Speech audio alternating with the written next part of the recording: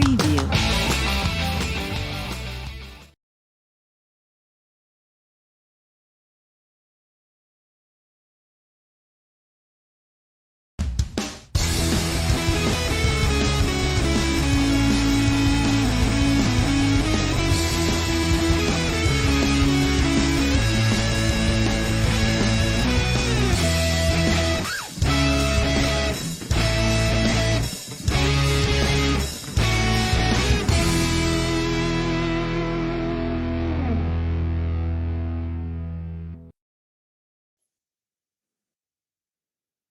Amigos, ¿cómo están? Muy buenas noches. Qué bueno que nos acompañan como todos los lunes aquí en su programa Pega de Hit para platicar de su majestad, el rey de los deportes, el béisbol. Ya inició Grandes Ligas. Estamos a tan solo 10 días ya de que comience la campaña 2022 de la Liga Mexicana de Béisbol. Así que tenemos mucha información, muchos detalles para platicar con todos ustedes, temas polémicos también aquí en Pega de Hit. Acompáñenos, estamos transmitiendo por todas nuestras plataformas, saludando particularmente al público que ya nos sintoniza a través de IM Sports, Latin American Sports e Internet TV. Yo soy Carlos Flores. Charlie Fernández, ¿cómo estás, tocayo? Muy buenas noches.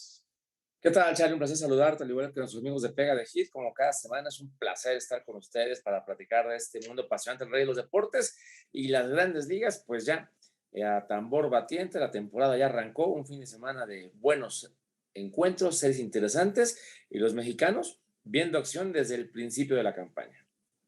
Johnny Mendoza, ¿cómo estás, Johnny? Buenas noches.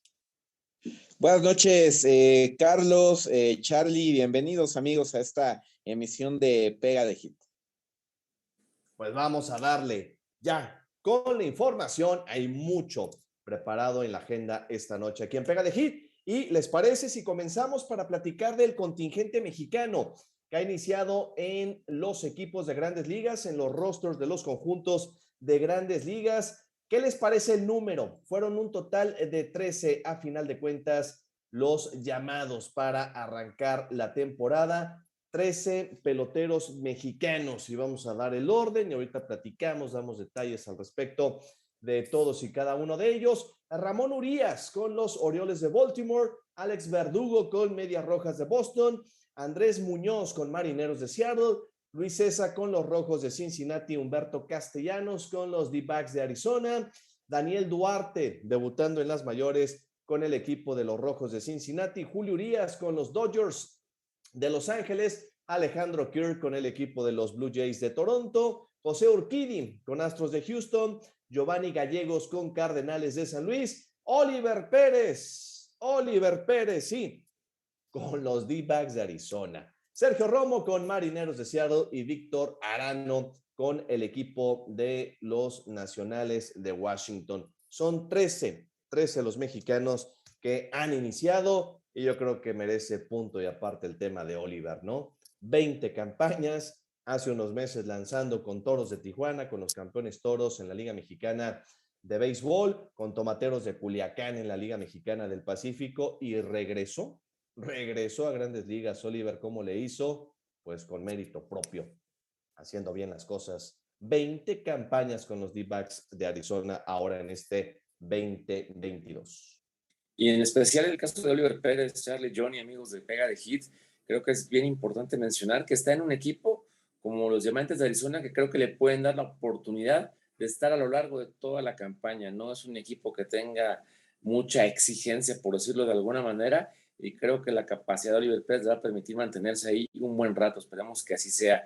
Y algo que también me da mucho gusto es que de los 13 jugadores mexicanos que acabas de enlistar, Charlie Flores, pues los 13 ya vieron acción. Incluso ya tenemos pitchers mexicanos con juegos ganados, unos con juegos perdidos, incluyendo al mismo Oliver Pérez y Julio Urias, que este domingo también perdió.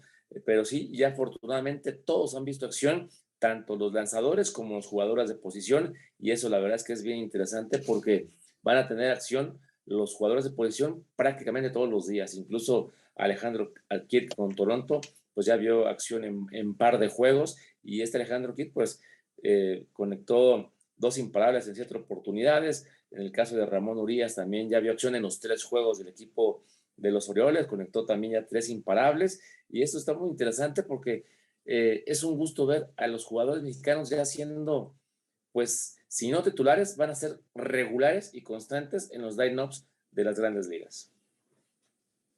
Sí, pues Oliver Pérez, que la mitad de su vida ha estado en grandes ligas, porque él tiene 40 años y cumple su campaña número 20. Estamos hablando que es un mexicano, el único mexicano con 20 temporadas, ya era el que más campañas tenía, con 19 previas a esta temporada, y pues notas positivas. Oliver Pérez, con eso que mencionamos, las 20 campañas, por supuesto, la victoria de Andrés Muñoz, el velocista mexicano, la primera que consigue esta campaña con Marineros de Seattle. Negativo, pues la derrota de Julio Urias, desafortunada actuación el día de hoy allá en Denver. Alex Verdugo, que se estrena en el casillero de los cuadrangulares, y por supuesto, creo que anotar que de esos 13 mexicanos que hablamos, pues uno estaba en su primera temporada haciendo roster y ya logró ese ansiado debut, como mencionaba Carlos Flores. Daniel Duarte, que es el mexicano 140 ya en la gran carpa, lo hace con el equipo de Cincinnati. Creo que para hacer 4 días de campaña, pues bastante moviditas las noticias para los mexicanos.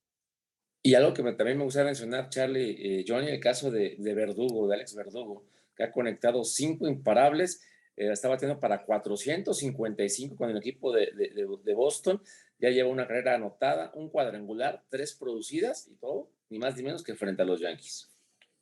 Sí, y a punto estuvo de conectar en días consecutivos cuadrangular Alex Verdugo ayer en el último del compromiso contra los Yankees en el Bronx. Por centímetros se abrió la pelota, pero casi conecta cuadrangular Alex Verdugo, que está destacando mucho con un equipo que va a ser muy competitivo en el este de la Americana, como los Boston Red Sox, y son por lo pronto un total de 3 jugadores de posición para el contingente mexicano. Hablamos de Verdugo, hablamos de Alejandro Kirk y hablamos de Ramón Urias. Solamente 3 jugadores de posición, ¿no? Esperemos que pronto regrese a la actividad Luis Urias con el conjunto de los marineros, quiero decir, de los cerveceros de Milwaukee, ya que en cuanto esté al 100%, seguramente va a tener un lugar en el roster, ¿no? De acuerdo a lo que ha venido haciendo con el equipo de los cerveceros.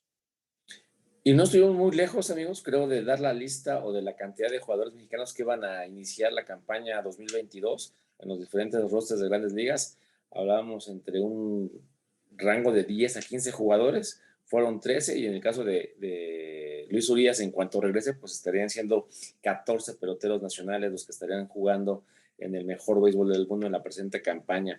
Algo que me llama mucho la atención, la derrota que sufrió ayer Julio Urias, solamente lanzó 2 entradas, un total de 57 picheos, permitió un cuadrangular, no ponchó y regaló 2 bases, enfrentando a unos Rockies de Colorado, obviamente en Colorado, donde la pelota vuela mucho. En Pero Denver. ser la primera salida de Julio, creo que trabajó mucho, casi 60 picheos en solamente 2 entradas de labor. Sí, Julio Urias, que la temporada pasada también le tocó abrir temporada ahí en Denver, un parque siempre complicado. Obviamente trae la responsabilidad de venir de la campaña de 20 victorias. Julio Urias se espera que lo vuelva a conseguir, pero bueno, es una primera salida. La campaña es todavía muy larga. Un buen arranque de Alex Verdugo, me parece que hay que recalcar ante un rival divisional importante como son los Yankees de Nueva York, una serie muy emotiva la que se vivió este fin de semana, y ahí está.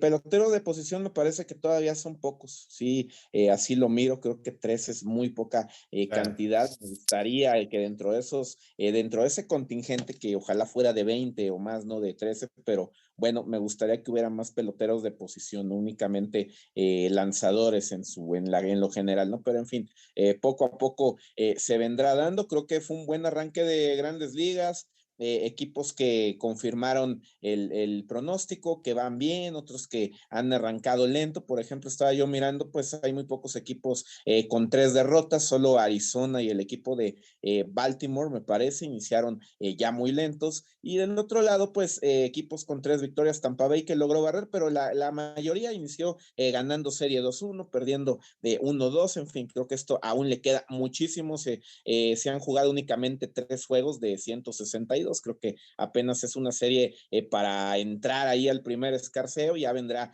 poco a poco el tiempo de balances, ¿no? Faltan Hay, 159 juegos, mi Johnny. O 158, ¿no? Por ejemplo, O Arizona ya jugó 158, 4. sí. Hay algunos que ya tienen cuatro, cuatro encuentros. Me parece interesante lo siguiente, con posibilidades reales como jugadores de posición que pudiesen aparecer en los próximos meses, ojalá y sea más rápido el proceso, ¿no? En las próximas semanas, pero un Alejo López, que ya lo hizo con el equipo de los Rojos de Cincinnati, en su momento yo creo que va a subir. Un Esteban Quirós, que se espera que ya pueda debutar ahora sí este año con el equipo de los Cachorros, ahora está con los Cachorros de Chicago, está en sucursales de los Cachorros de Chicago, y el otro que quizás pueda tener ya al final de la campaña por fin el chance, Joey Meneses. Ojalá, ¿no? Como jugadores de posición en el radar, lo que de forma inmediata se puede vislumbrar para el contingente de los mexicanos. Y una gráfica que me parece muy interesante que sacó MLB México fue el número de jugadores por países y México es el quinto país, obviamente fuera de los Estados Unidos, que más jugadores aporta a las grandes ligas. Quizás el número de 13 nos parezca poco, siendo que México tiene béisbol todo el año, 2 ligas fortísimas como la mexicana y la del Pacífico, en fin, etcétera. Pero Dominicana aporta 99 peloteros. Obviamente sabemos de la potencia que son los dominicanos en el béisbol. Con 67 Venezuela, Cuba 23, Puerto Rico 16 y México 13. Son los países que más jugadores aportan esta campaña a grandes ligas, obviamente después de el país madre, ¿no? Para el béisbol como Estados Unidos en las mayores. y fíjate que esa lista de 99 jugadores dominicanos ha tenido una reducción precisamente porque hay países que han empezado a mandar más jugadores. Entonces, antes había temporadas de Dominicana tenía 136, 125 jugadores por temporada y ahora se ha visto mermado un poco porque precisamente hay mucho más países que están exportando jugadores al mejor béisbol del mundo y ahí se nota pues esa reducción un poco en cuanto a la cantidad de jugadores dominicanos que lleva años siendo el país número 1 con jugadores de refuerzo para los equipos de las grandes ligas. Y el que me sorprende mucho que tenga pocos, en un sentido estricto de la palabra, es Puerto Rico, solamente 16, cuando antes también Puerto Rico era uno de los países que era de los principales exportadores de jugadores al béisbol de Estados Unidos. Hay que tomar en cuenta que pues también Puerto Rico pertenece en cierta forma a la Unión Americana.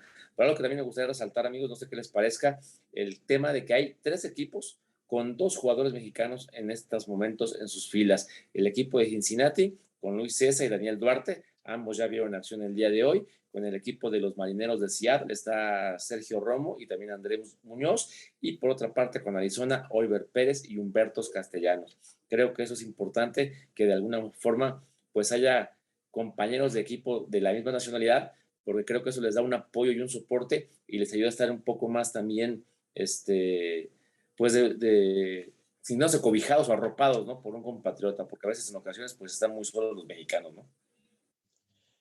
Sí, definitivamente, ¿no? Muy, muy meritorio. Felicidades para todos ellos y esperemos que los que están en búsqueda de llegar lo consigan en breve, ¿no? Para nada es fácil llegar a ligas. No es fácil ser profesional y menos llegar a grandes No, ligas. Creo que no, bueno. así como la graduación de un pelotero profesional, el lograr esa excelencia de llegar a ligas mayores en el momento que sea y por el tiempo que sea, ¿no? Te ponen una estirpe totalmente. Ahora, de esos 13 peloteros, a ustedes, a ustedes, en su opinión, ¿cuántos les parece están en la élite de peloteros de ligas mayores, porque estar en grandes ligas ya te pone como uno de los mejores peloteros del mundo, pero dentro de esos mejores peloteros del mundo, ¿cuántos de esos 13 que tenemos les parecen peloteros así, nivel top en grandes ligas, o al menos jugadores sumamente valiosos para sus novenas, como en algún momento los tuvimos, con Vinicio Castilla, con Fernando Valenzuela, con Adrián González, que no solo eran mexicanos en grandes ligas, eran gente súper destacada en grandes ligas. Erubiel Durazo, ¿no? Esteban Loaiza, en fin, en su momento. Yo creo que actualmente Julio Urias, yo coincido, indiscutiblemente con los Dodgers, Alex Verdugo con Boston y Giovanni Gallegos con el equipo de los Cardenales de San Luis. Creo que Cardenales le ha dado un lugar muy bien merecido y ganado a Giovanni Gallegos, y es hoy día de los mejores cerradores que hay, no solamente en la Liga Nacional, yo creo que en el béisbol de las mayores. Yo agregaría a esa lista, Charlie, también a Urquidy con el equipo de los Astros de Houston. Creo que él también lleva una constancia y una regularidad, siendo parte del staff de abridores del equipo de los Astros, y creo que ha cumplido, ha estado ahí manteniéndose, y pues muestra un botón, ya ganó un juego esa campaña en lo que van haciendo, 5 entradas de labor, 0 bases, 2 ponches. Creo que es uno también de los pitchers que a lo mejor no tiene el aparador o los reflectores como lo tiene en este caso Julio Urias con los Dodgers, pero creo que también ahí se ha mantenido Urquidy, y creo que es un pitcher que también cumple bastante bien, aunque podría estar, digamos así, en el límite, ¿no? O en la rayita de estar en ese top que puede considerar Johnny, ¿no? A ver tú, Johnny.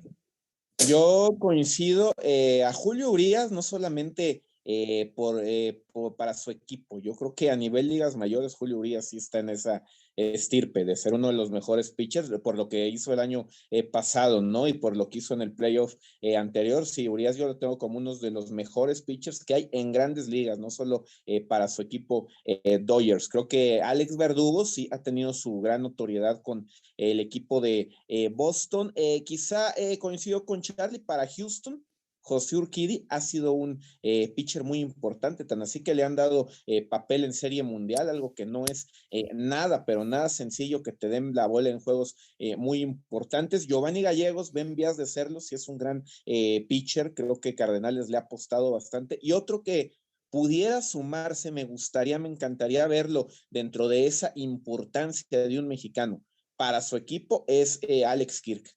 Creo que Alejandro Kirk como un receptor, si él logra consolidarse con Toronto, indudablemente se pone como un mexicano de élite. ¿Por qué razón? Porque no cualquier es catcher de una organización de grandes ligas y ya establecido. Creo que ellos 5, unos más que otros, pudieran serlo, pero en el top yo pongo a Julio Urias, indudablemente para mí. Urias sí es el mexicano más destacado que hay en este momento, del que más se espera y el que ya más ha probado, tanto como para su equipo como en general para el juego. De acuerdo. Perdón, amigo. Fíjense que en el caso de Kirk en especial, con el equipo de Toronto, estaba viendo el otro día los rankings en cuanto a los receptores, y está como el receptor número 1 en cuanto a la proyección de este año con el equipo de los Azulejos de Toronto. En cuanto a juegos, en cuanto a porcentaje, en cuanto a defensiva, Kirk lo tienen considerado, catalogado que este año debe ser el catcher número 1 para el equipo canadiense. Pues ojalá y se consolide, ¿no? En esa durísima posición Alejandro Kirk. Y ya por último, pues yo creo que pinta bien la cosa, ¿no? Para México, el poder reforzar a una selección que reaparecerá en el 23, ya en el próximo año, en el Clásico Mundial, porque habrá Clásico Mundial de Béisbol en el 2023, pues con esta lista tan importante de jugadores que en estos momentos, y sí, yo creo que 13, aunque suena poco, pero es una lista importante de peloteros mexicanos que hay hoy por hoy en grandes ligas y que podrá incrementarse, seguramente así será en los próximos meses o quizás en las próximas semanas. Pues ya lo comentaba Johnny Mendoza, algunas series, si les parece bien, rápido el repaso para puntualizar en el clásico que se dio el fin de semana en las mayores. Boston Yankees, Cachorros le gana la serie 2-1 a Cerveceros de Milwaukee. Kansas City le gana la serie 2-1 a los Guardianes de Cleveland. ¿Qué tal, Qué feo nombre. Qué feo nombre. Cardenales le sacó la serie 2-1 a Piratas de Pittsburgh. Empataron a 2 juegos por bando Cincinnati y los campeones Bravos de Atlanta. Los Padres le sacaron la serie a Arizona 3-1. Los Mets de Charlie Fernández le ganaron la serie a los Nacionales. Con todo y conato de bronca ahí, 3-1. Los Astros, ahí están otra vez de inicio, sacándole la serie, 3-1 a domicilio a Los Ángeles, de Los Ángeles de Anaheim. Yo voy con ellos, conste. Para llegar lejos esta campaña, Filadelfia le ganó 2-1 la serie a los Atléticos de Oakland. Normal. De Johnny Mendoza. ¿La primera de cuántas? Tú ten fe. La primera de cuántas, si mañana va Tampa Bay y otra, ya le puedes sumar. Ten fe. Bueno, buscando el equipo de los Atléticos, primero que nada, quedarse en Oakland, ¿no? Que les hagan su estadio. Pues los Rockies le sacan la serie a los Dodgers, a los super favoritos. Gigantes le saca la serie 2-1 a los Marlins. Toronto le saca la serie a los Rangers. Se llenó el Rogers Center de Toronto por primera ocasión, creo que en 4 o 5 años. Más de 45,000 fanáticos allá en Canadá, en Toronto, para el Opening Day. Cuidado con esos Jays, Barrida fácil de Tampa ante los Orioles de Baltimore. Seattle le saca la serie 2-1 a los Mellizos de Minnesota y el equipo de los White Sox le saca la serie 2-1 a los Tigres de Detroit. Y en Yankee Stadium, los Yankees le sacan la serie 2-1 a Medias Rojas de Boston. Yankees buscaba barrer, se quedó corto, casi lo consiguen, pero no. Los Red Sox le sacaron el último en Nueva York a los Yankees. Y de pronto se acabó el dominio, ¿no? Que era terrible. Estaba siendo terrible de Medias Rojas sobre el equipo de los Mulos de Manhattan.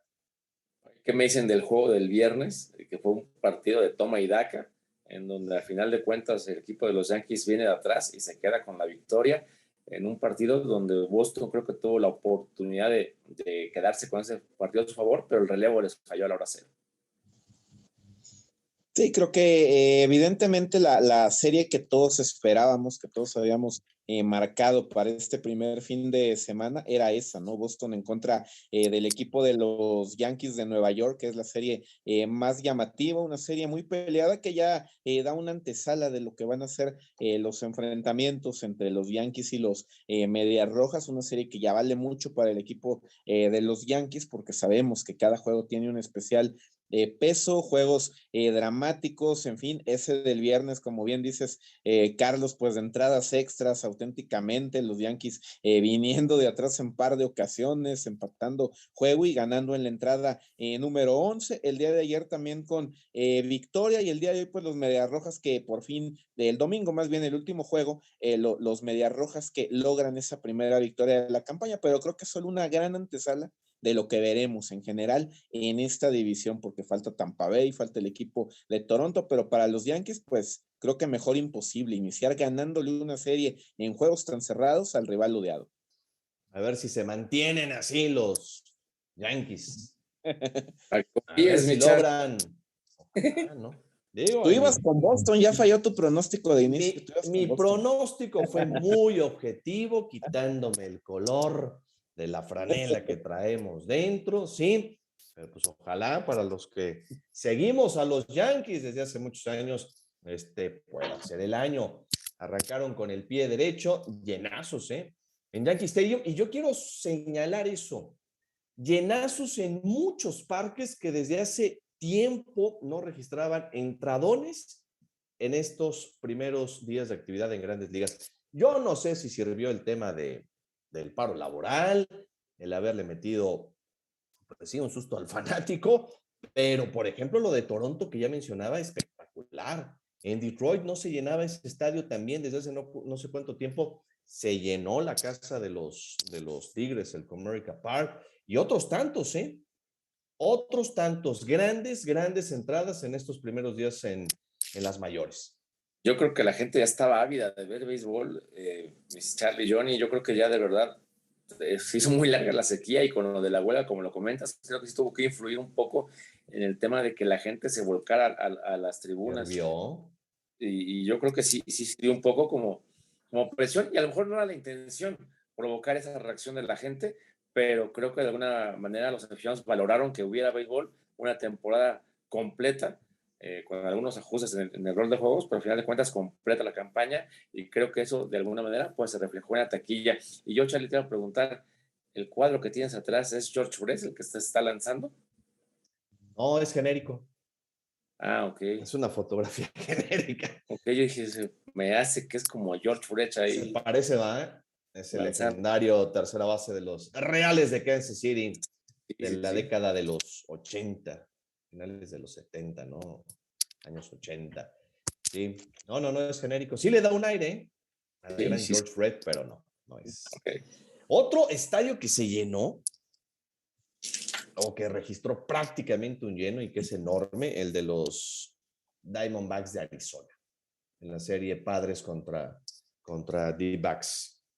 Y es un equipo que no te imaginas que se llenara el estadio, ¿no? Porque pues, no esperas gran cosa de los Diamantes para esa campaña, y menos en esa división. El Chase, ¿no? El Chase Field. Exacto, donde no hay mucho que hacer para ellos, ¿no? O sea, estás insinuando que ya inició la venta de abonos para la próxima temporada por parte Para de las los próximas 3 D-backs. campañas. Ya están en venta de abonos para las próximas campañas, ¿no? Pues hay varios, mira, Ya Orioles, comenzaron no, Atléticos ya comenzó a vender Pittsburgh, abonos. ¿No sabes en Pittsburgh, Orioles, ¿quién más? Miami. Atléticos, Miami, sí, hay varios. Los Orioles ya están 3 juegos abajo. A mí me parece que pues el Opening Day siempre es un acontecimiento muy especial en general en la Unión Americana. Creo que hay eventos muy importantes en el deporte americano, el Supertazón es uno de ellos, en fin, y creo que el Opening Day en el béisbol siempre lo tiene que ser. Y en Toronto pues simplemente la gente sabe que este año se puede ganar, y ahí a la gente no le mientes, ven que hay un roster competitivo y van a apoyar. Hacemos una pausa y volvemos.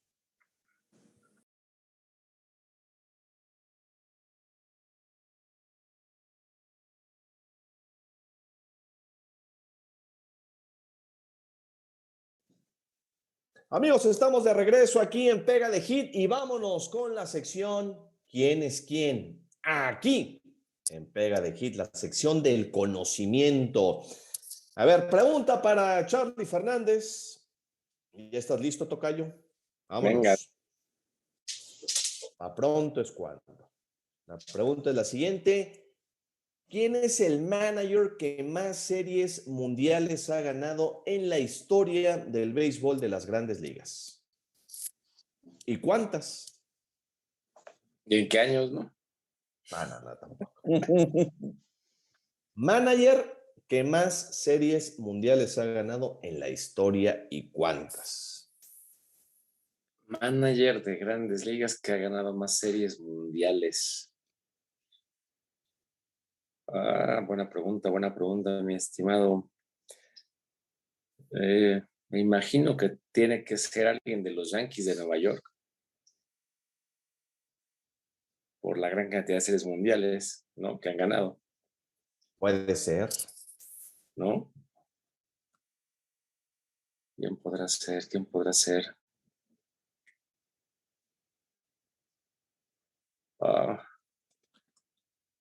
Me doy, mi estimado Charlie, pero creo que es alguien de Yankees de Nueva York. Pues la respuesta es Casey Stengel, que dirigió también a tus Mets. Sí, claro. El gran Casey Stengel, 7 títulos de serie mundial. Era la respuesta correcta. Okay. Así que, vas mi Charlie. Vale. Me toca hacer la pregunta para quién, para Johnny. Johnny. A ver, mi estimado Johnny, en la Liga Mexicana, en su historia, a ti que te gusta tanto, hay un par de lanzadores que han lanzado 2 juegos sin hit carrera en una misma temporada. ¿Quiénes han sido? Uno es Narciso Elvira. Correcto. Y el otro será Herminio Domínguez. No. Me quedé. Es Sí, muy, muy antigua la otra opción. Me quedo con Narciso Elvira. Fue la única que me viene a la mente en este momento. Medio punto, mi Johnny. Fue el pitcher norteamericano Chet Brewer con los Alejadores de Tampico en 1939. Era nada más. Pues ahí está en el 39. Cerca la bala. Medio punto, debe de haber medios puntos ya. Ahí ahí va la una. producción que lo considere. Se pusieron muy históricos ustedes. Yo soy más de recuerdos frescos. A ver, Carlos Flores, dime cuáles son los 2 equipos en la historia del béisbol de Grandes Ligas que han comenzado una campaña en Australia. ¿Y en qué año fue? Uy. Opening Day, un primer juego de toda la campaña de ligas mayores en Australia. Equipos y el año. Equipos. Y el año que comenzó allá en Australia la campaña de Grandes Ligas. No, pues sí te la voy a deber. Año no sé, pero equipos. ¿Quiénes podrán ser? ¿Toronto? No, Toronto inició en Puerto Rico alguna vez, pero no, en Australia no. En el Irán Bithorn. ¿Quién? Fueron ¿Boston? No. En el 2014, los Dodgers y los D-backs de Arizona, allá en Sydney, que de hecho jugaron en un estadio que no era ni siquiera de béisbol, lo adaptaron. Pues no me acuerdo de esa, fíjate. Allá arrancaron en Australia en 2014 ellos. En Monterrey en alguna ocasión se dio un día de apertura. La primera en la historia fue la primera ocasión, sí, 99. Sí, los openings day han sido fuera de Estados Unidos, en Australia, en Japón, varios, en Puerto Rico y en esa que comentas en Monterrey. Colorado contra San Diego en aquella ocasión. No, pues ahora sí nos fuimos en blanco los 3. Pero la próxima semana. Bueno. Mi medio punto. Medio punto. Y mi medio punto. Medio juego en el Charlie dijo que era de los Yankees, el manager. Yo dije. Tanto de Yankees como de Mets. Los Mets de Nueva York, el gran Casey Stengel. Y a los Bravos de Boston también me parece que manejo. Pero bueno, ahí está el medio punto en el standing. Medio juego para Johnny Mendoza. ¿Y yo qué?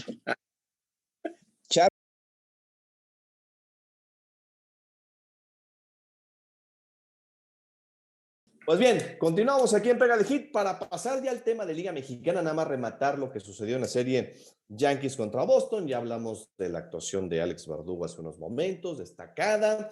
Los Yankees con buen picheo, juegos muy cerrados, pero ¿qué tal, la oferta que rechazó Aaron Judge, el juez de los Yankees? 8 años, $230 millones.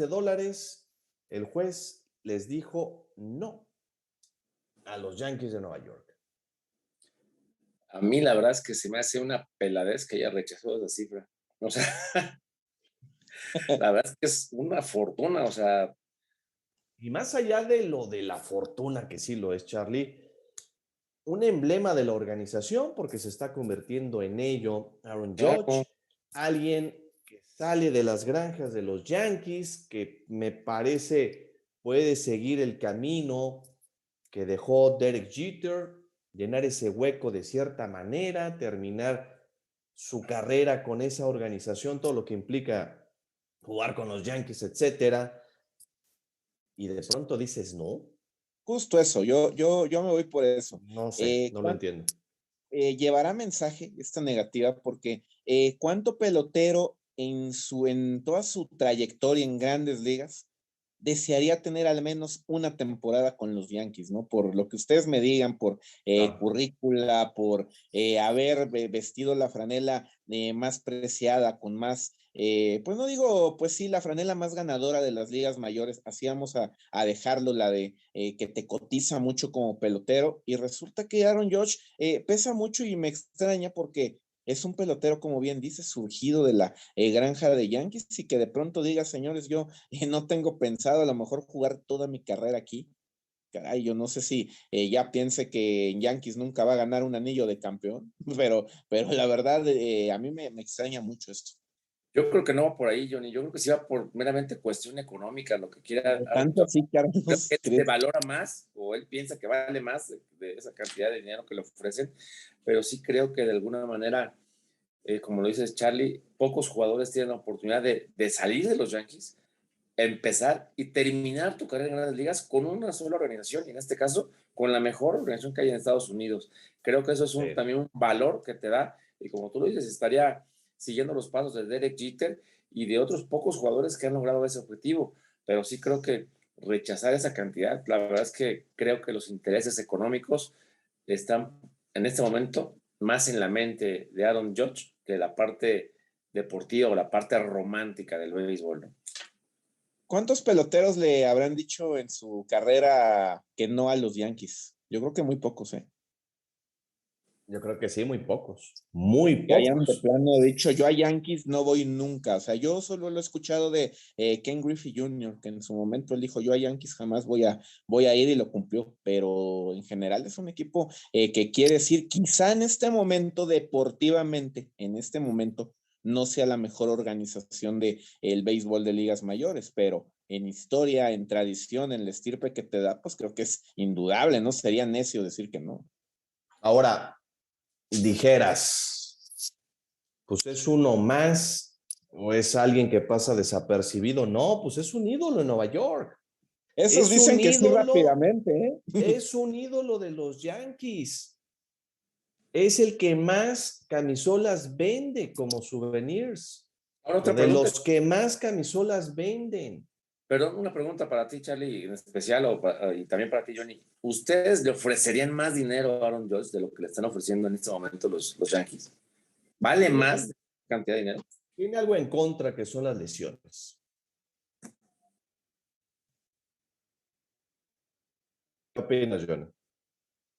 Yo creo que también se debe valorar algo, que sí, el asunto de las lesiones, el asunto que ha batallado históricamente con el asunto de los ponches también, porque sí, Aaron Judge quizás sea un emblema en este momento de estos Yankees, pero está lejos de estar dentro de los grandes históricos de los Yankees, porque para estar dentro Sí, de de la historia acuerdo.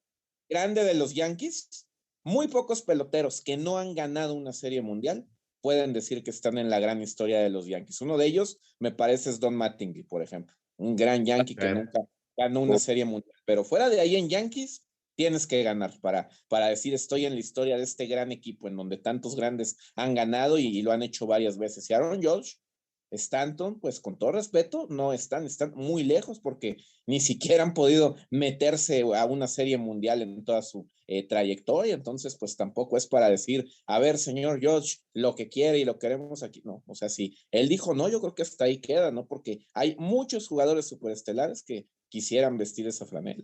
Y otra cosa, perdón, Charlie, yo creo que hay jugadores que se echan al hombro a un equipo y que dan la cara y que lo empujan para adelante, ¿no? A lo mejor no se dan los resultados, pero en este caso yo creo que sí le queda de ver a los Yankees un poco.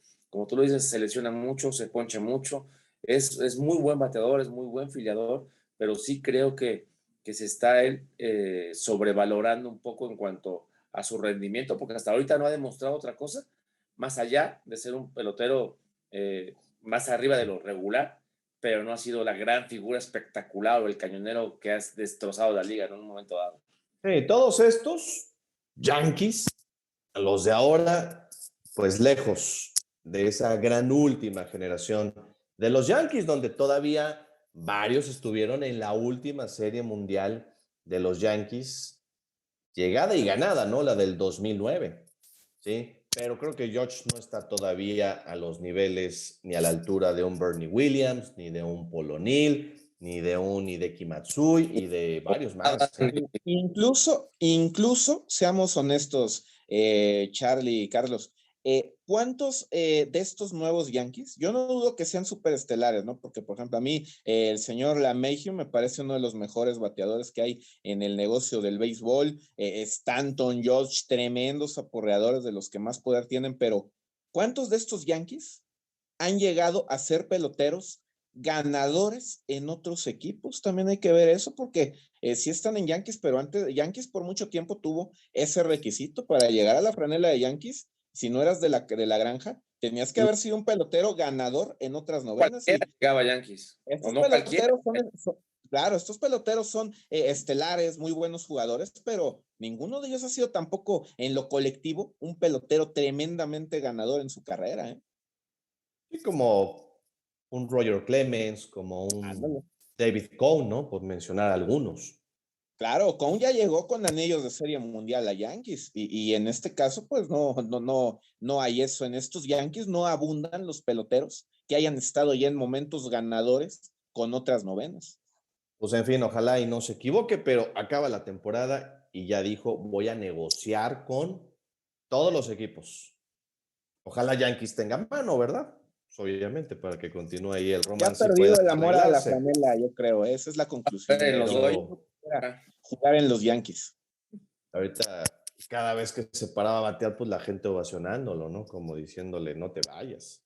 Pues en fin, a ver qué sucede. Cambiamos de tema. Vámonos con Liga Mexicana en esta última parte del programa. ¿Qué les parece?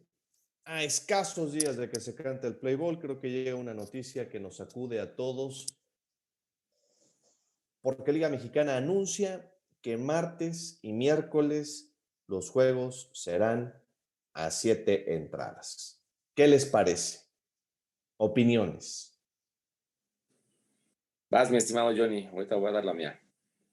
Creo que era algo que ya se venía hablando, que en algún momento se comentó, algún día esto va a pasar y decían, algún día lo mirábamos muy lejos y de pronto pues ya no estaba tan lejos. Creo que el béisbol, al ser un producto como lo ha querido manejar la Liga Mexicana últimamente, desde el año pasado sobre todo, creo que tomó mucha fuerza eso de manejar un producto muy vendible a las televisoras en razón de la pandemia, en razón de que los equipos requerían ingresos para que este negocio subsistiera en el verano mexicano, como lo hizo en su momento el béisbol invernal con ese jugoso contrato. Pues está claro que tiene que ser algo redituable y rentable de ver. Cada vez el béisbol, tanto en Estados Unidos como en México, es un deporte que es una realidad que cada vez ve menos gente joven. A la gente joven ya los espectáculos de más de 2 horas y media, 3 horas ya no le parecen atractivos y se busca sembrar nueva afición. Al aficionado tradicional, creo que a ustedes dos, a mí, pues evidentemente, en nuestra opinión,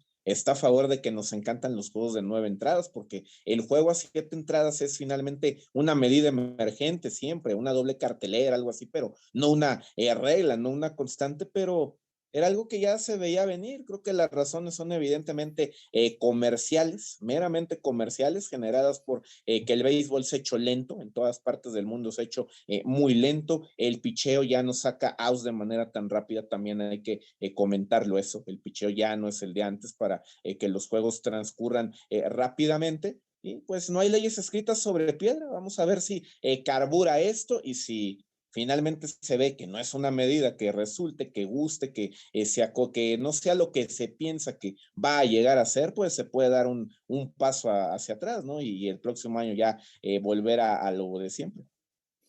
Yo en lo personal creo que no es una medida que sea apropiada para lo que es la Liga Mexicana de Béisbol. Creo que la liga en ese sentido estoy de acuerdo que tiene que ser mucho más mediática, que tienen que reducirse los horarios de duración de los juegos para que sea atractivo para las televisoras, pero creo que aquí, en ese sentido, la reducción de martes y miércoles en cuanto a las entradas se refiere, es para buscar que las televisoras se interesen por transmitir un juego que en teoría dure menos de 3 horas, ¿no? Y Que es un creo... producto vendible. Exacto, pero yo creo que eso no te lo garantiza creo que vamos a llegar a las 7 entradas con juegos de más de 3 horas. Y creo que ¿Crees? parte, o más, o 3 horas y media, si acaso, ¿no? Y por otra parte, creo que la liga sí tendría que trabajar más y los equipos tendrían que trabajar más. Primero con sus pitchers para que sean mucho más inteligentes y además que tengan un ritmo de lanzar y no pierdan tanto tiempo entre picheo y picheo. Aligerar los juegos en cuanto a, obviamente, a los bateadores que no se estén saliendo de la caja de bateo. Entre entrada y entrada, reducirle un poco el tiempo también. Que los pitchers vengan del bullpen y no les den la oportunidad de lanzar ya 8 picheos, que sean a lo mejor 5, que los managers no están perdiendo tiempo con que mandan al catcher a platicar con el lanzador, se regresa el catcher y entonces va a ser el manager. Ese tipo de cosas son las que realmente afectan la agilidad de un juego y lo hacen cada vez mucho más lento. Se pierde demasiado tiempo en cosas intrascendentes del juego y son vicios y manías que tienen tanto lanzadores como bateadores que a la postre lo vas sumando y te van consumiendo mucho tiempo durante el partido. Creo que los umpires tendrían que ser mucho más exigentes también para acelerar los juegos y no buscarla por la vía fácil de vamos a reducirle 2 entradas y seguramente vamos a bajar las 3 horas de juego de duración. Yo creo que no es por ahí y no creo que vaya a funcionar el experimento. Creo que los juegos de 5 entradas, raro va a ser el que sea de menos de 3 entradas.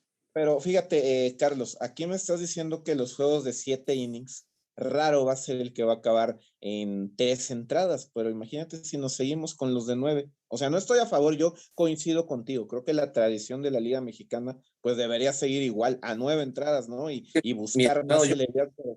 Lo vimos el año pasado, los juegos de 9 entradas son de 4 horas, pero por lo mismo, o sea, todos los juegos se prolongaban, es más, cambiaron el tema en grandes ligas incluso, de que el relevista entrara por 3 bateadores y aún así se prolongaron los juegos. ¿Por qué? Porque se hacen demasiadas carreras, se picha demasiado, no hay un pitcher que llegue, y lo veíamos en el caso de Urias este fin de semana, casi 60 picheos en 2 entradas, cuando 60 picheos tendrían que haber sido por lo menos en 4 entradas o 5 entradas de labor. Creo que ahí viene siendo una gran cantidad de vicios que traen los lanzadores, que tienen los bateadores y que los umpires simple y sencillamente no aplican un reglamento para agilizar los juegos, que entren corriendo los pitchers, que entren rápido los managers, que salgan rápido, que no se pierda tanto tiempo. Creo que por ahí es más el camino que intentar recortar 2 entradas para obtener una duración de menos de 3 horas que al final no lo van a conseguir. Y argumentaban por ahí que en el Mundial Sub-23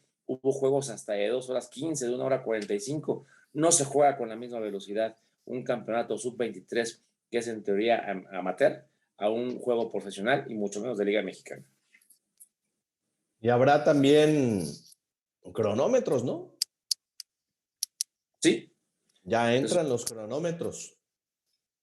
Menos de 30 segundos entre picheo y picheo.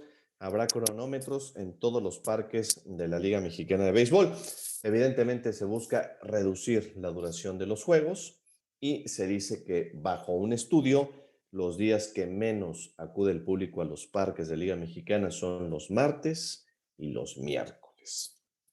Entonces se adopta esta medida.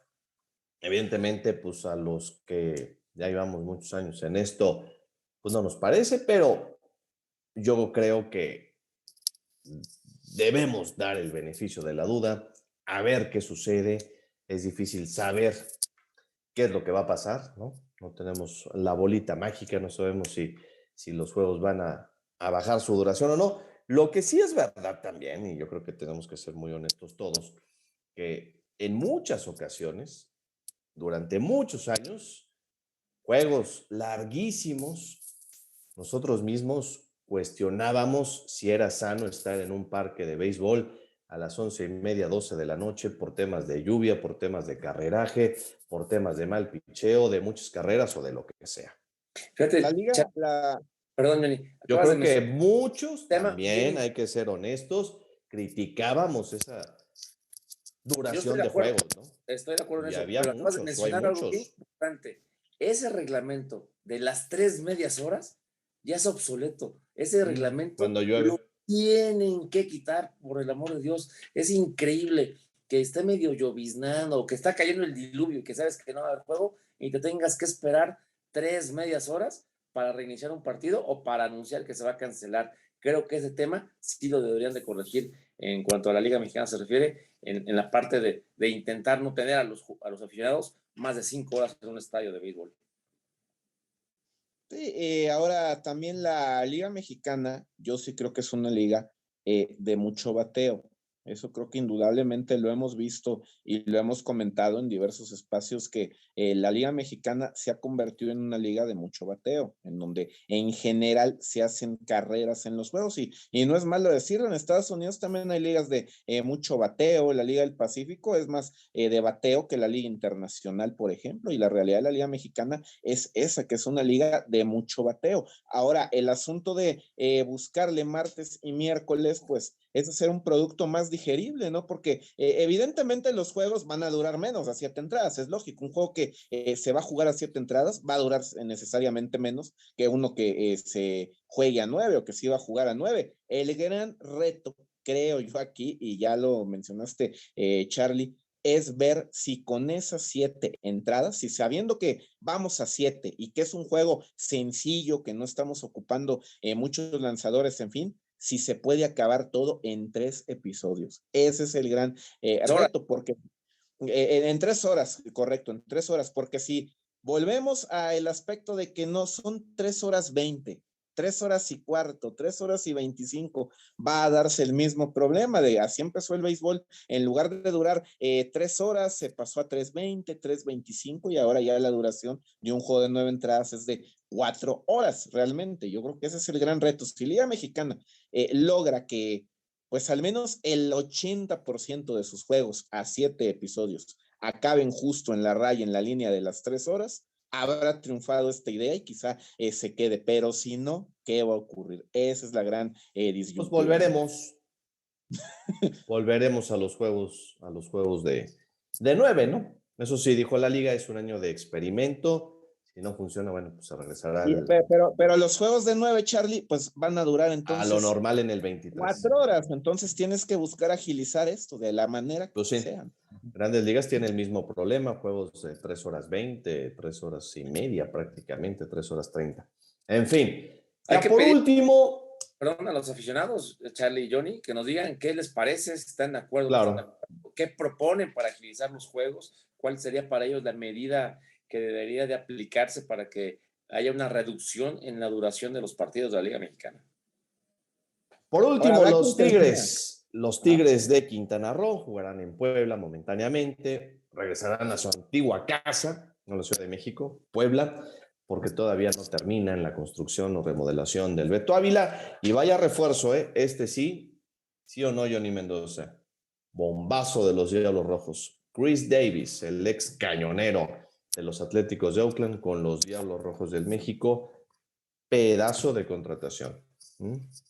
Pues yo lo asemejo mucho a la llegada de Chris Carter hace algunas temporadas a Monclova, ¿no? Tiene muchas condiciones parecidas a Chris Carter, Chris Davis, ¿no? Campeón jonronero en Grandes Ligas, puede jugar como mexicano, moreno también, entonces pues creo que es muy similar. Vamos a ver si se ajusta, ¿no? El picheo de Liga Mexicana, pero promete ser un aporreador, ¿no? Que pues lamentablemente su carrera terminó en Grandes Ligas por slumps ofensivos, ¿no? Con Oakland, con Texas, pero creo que viene por la revancha y si tiene una buena campaña en una de esas anda regresando al mejor béisbol. Y creo que es un buen imán de taquilla para la gente de los Diablos Rojos tener un pelotero de ese nivel con la pandilla escarlata. Pues nos vamos, señores. Nos vamos. Charlie Fernández, fuerte abrazo. Un abrazo, Tocayo, un abrazo, Johnny, amigos de Pega de Hit. Nos vemos la próxima semana para seguir platicando del rey de los deportes. Abrazo, Johnny. Buena semana. Abrazo, buena semana a todos. Gracias, yo soy Carlos Flores. Hasta el próximo lunes. Buenas noches, buena semana. Pásela muy bien. Preview.